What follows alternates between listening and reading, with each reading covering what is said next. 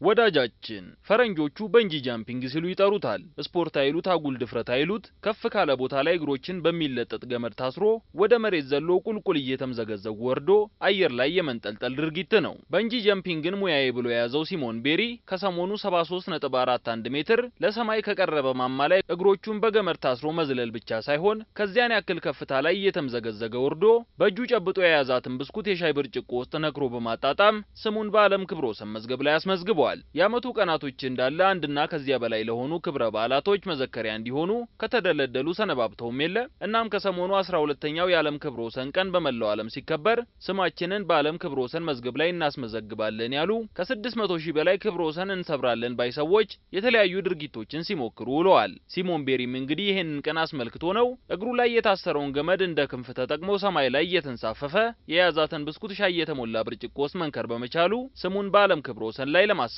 የቻለው። ከዚህ ቀደም በተመሳሳይ መልኩ እነሱ በንጂ ደንክ ሲሉ በሚጠሩት ከፍ ካለ ቦታ ላይ ዘለው ብስኩትን የሻይ ብርጭቆ ውስጥ የመንከር ዘርፍ ክብረ ወሰኑን በስሙ አስመዝግቦ የነበረው በ2013 ዓ.ም ሮን ጆንስ የተባለ አሜሪካዊ 60.55 ሜትር ከሆነ ከፍታ ላይ በመዝለል የነበረ ሲሆን እንግሊዛዊው የ24 ዓመት ወጣት ሲሞን ቤሪ ደግሞ ከፍታውን ወደ 73.41 ሜትር አሳድጎ በመዝለል ነው ክብረ ወሰኑን አሻሽሎ በስሙ እንዲዞር ያደረገው። ብስኩት የያዘበትን ቀኝ እጁን በግራ እጁ ደግፎ ይዞ እግሮቹን በገመድ ጠፍሮ አስሮ ከተሰቀለበት ማማ ላይ የዘለለው ሲሞን ጭንቅላቱን ወደ መሬት እግሮቹን ወደ ሰማይ ቀስሮ እየተምዘገዘገ ነገሮች በታሰቡት መንገድ ባይጓዙ በመጣበት ፍጥነት ተቀብሎ ሊያስተናግደው ደረቱን ገልብጦ ይጠብቀው ወደ ነበረው የሀገር እንግሊዟ በርክሻየር ብሬ ሐይቅ እየተምዘገዘገ መጥቶ የያዛትን ብስኩት የተዘጋጀለት ሻይ የተሞላ ኩባያ ውስጥ ነክሮ ሲመለስ አይደለም ላዩ ላይ ቆመው ወደ ምድር ሊዘሉበት ይቅርና ደንበኛ ራስን መጠበቂያ ቁሳቁሶችን እላዮት ላይ ሰድረው ሊወጡበት እንኳን የማይደፍሩት አይነት ከሆነ ማማ ላይ ተምዘግዝጎ የመጣ ሳይሆን ቁርሱን ሊበላ ወንበር ላይ ተቀምጦ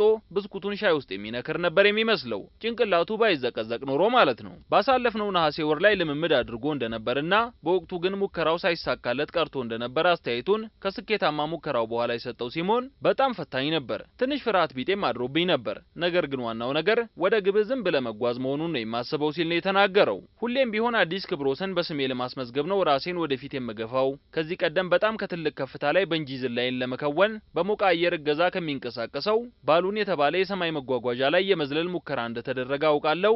እኔም ያንን የመሞከር ፍላጎት አለኝ ሲል ያከለው ሲሞን የዓለም ክብረ ወሰንን የመስበር አጋጣሚው ያለው ሰው ገፍቶ ይሞክር የሚል ምክሩንም እነሆ ብለዋል። ወዳጃችን በእርግጥ ስምን ከዓለም አንደኛስ ብሎ ማስጠራቱ ይበል የሚያሰኝና ሁሉም በሚችለው መንገድ ሞክሮ ቢያሳካው ክፋት ባይኖረውም እንዲህ ባለው መልኩ ህይወትን ለከፋ አደጋ አጋልጦ አንደኛ ለመባል መሞከር እንዳይመለሱ አድርጎ እስከ ወዲያኛው ሊሸኝም ስለሚችል አደጋ ያለው ክብረ ወሰን ሳይያዝ ጥንቅር ብሎ ቢቀር ነው የሚበጀው ለማለት እንወዳለን። ሁሉም ነገር የሚያምረው በህይወት ሲኖር አይደል እንዴ?